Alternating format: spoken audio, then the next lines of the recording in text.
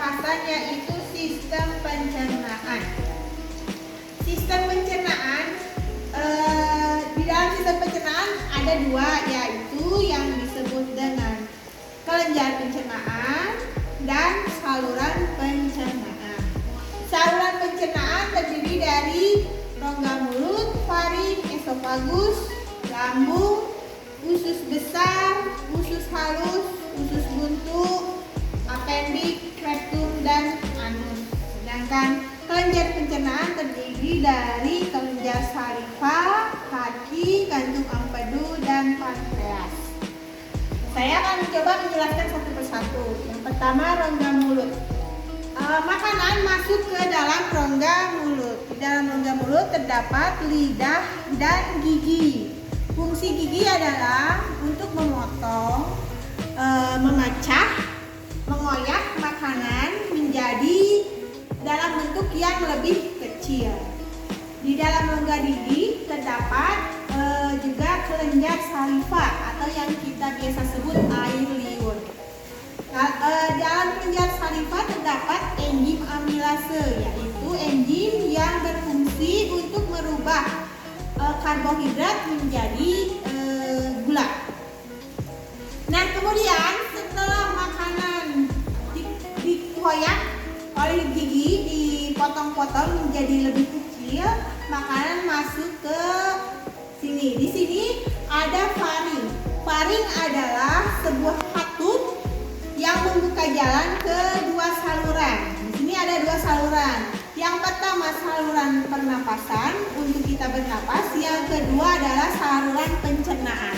Nah, ini saluran pencernaan. Jadi makanya kenapa kita kalau lagi makan tidak boleh berbicara, karena takutnya nanti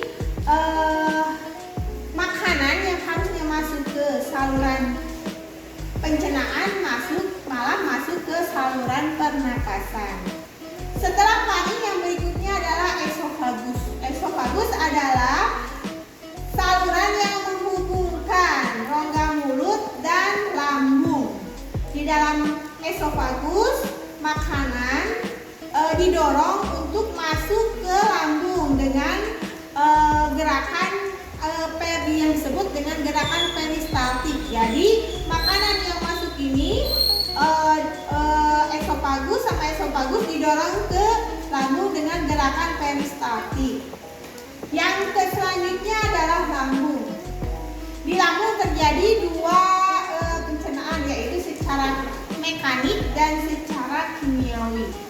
Pencernaan secara mekanik yaitu merubah makanan yang di sini udah butiran kecil ya. Di sini dihancurkan lagi menjadi bubur halus atau yang disebut dengan kim. Nah, yang kedua, pencernaan secara kimiawi di sini terjadi pemecahan protein dalam makanan menjadi peptida kecil. Jadi di sini terjadi dua kali proses pencernaan secara mekanik dan secara kimiawi. Di dalam secara mekanik juga dengan gerakan peristaltik sama dengan di esofagus. Setelah menjadi bubur halus di lambung atau kim, makanan dialirkan ke usus halus. Usus halus itu cukup panjangnya sekitar 6 meter. Di dalam usus halus tidak terjadi proses pencernaan, tetapi terjadi proses penyerapan makanan. Nah, penyerapan makanan ini dibantu oleh hati, kantung empedu, dan pankreas. Ketiga kelenjar makanan itu menghasilkan getah makanan, getah pencernaan yang berfungsi untuk membantu usus halus menyerap sari-sari makanan. Usus halus ini di sini ada usus 12 jari, usus penyerapan. Nah, satu lagi usus kosong. Usus 12 jari, usus kosong, dan usus penyerapan. Nah, usus penyerapan, di dalam usus penyerapan ini sari-sari makanan diserap, kemudian dialirkan ke dalam aliran darah untuk membantu pertumbuhan dan perkembangan manusia. Setelah sari-sari makanan diserap oleh tubuh, kemudian sisa dari zat-zat makanan itu dimasukkan ke dalam usus besar. Di sini ini yang dimaksud dengan usus besar. Ini usus halus, meskipun kelihatannya kecil tapi ternyata panjangnya sekitar 6 meter. Nah, ini yang disebut dengan usus besar. Nah, di antara usus halus dan usus besar terdapat usus buntu. Ini disebut usus buntu. Saluran antara usus halus dan usus besar. Nah, di ujung usus halus ada yang disebut dengan umbai cacing, yang disebut juga apendik. Nah, di apendik ini berisi sel darah putih. Fungsinya adalah untuk imunitas atau kekebalan tubuh.